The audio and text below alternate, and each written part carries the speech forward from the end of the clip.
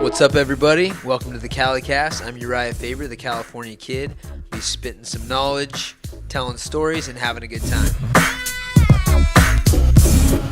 What up, guys? Welcome to my home.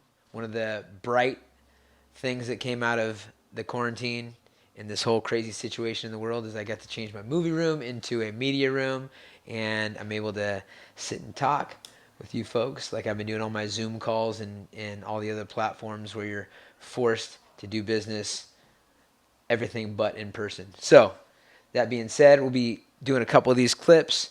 This one in particular is a great fight. Tonight we're going to talk about Ortega and the Zombie, two guys that I know very well and I actually like a lot for different reasons. I don't know if many people know we offer something here at Team Alpha that is a train with Tam. It's like a tourist training. We have guys that come from all over the world. Some people end up joining the team. Some people have a week experience. Some people stay for months at a time. Probably 20-30% of the fighters from 125 to 155 have come through our gym at some point in time. And I could name after name after name. One of those guys was the Korean Zombie, one of my favorite guests of all time, actually.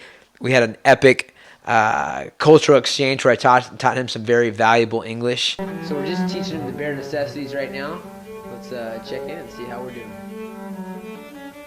I am Captain Saberho. And we had some food exchange. I got to know him quite a bit. And I think that trip for him was cut short. He got a short notice call, ended up fighting Leonard Garcia, which was a legendary fight, just kind of added to the Zombies' folklore of the Korean Zombie and his cult following.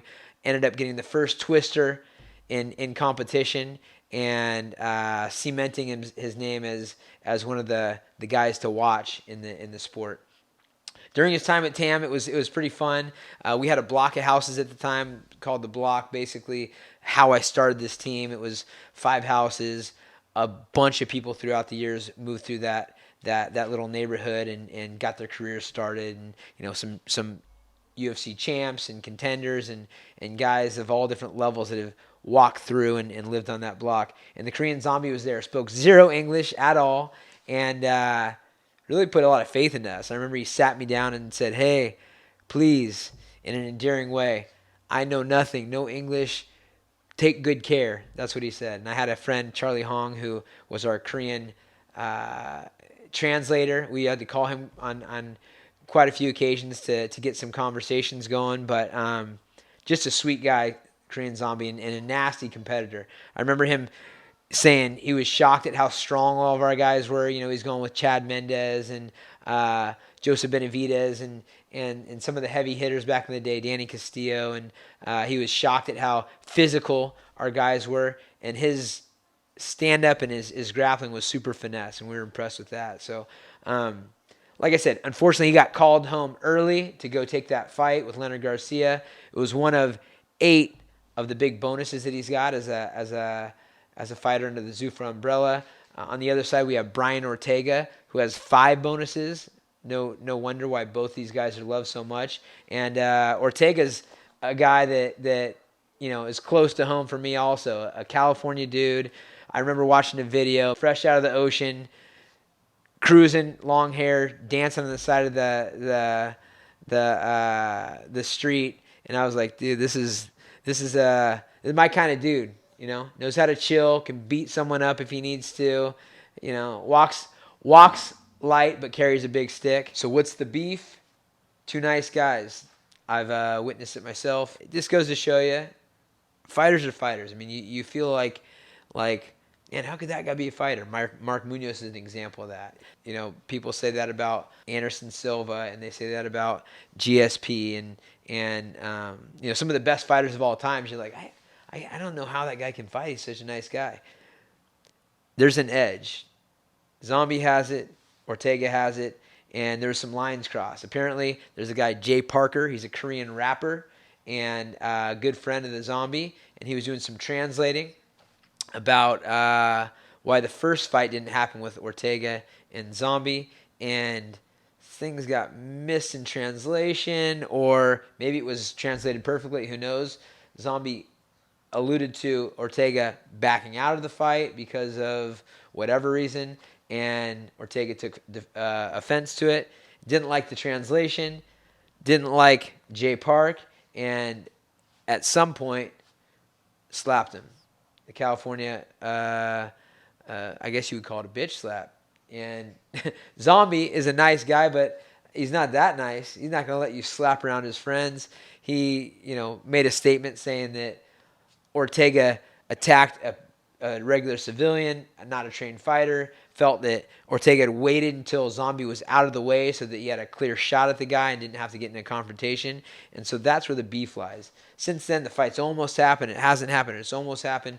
It's been jockeying back and forth. But the one thing that needs to come to fruition is the battle between these guys. I mean, both savages, both bonus fighters, both guys that are really in the hunt for the title still, fairly young.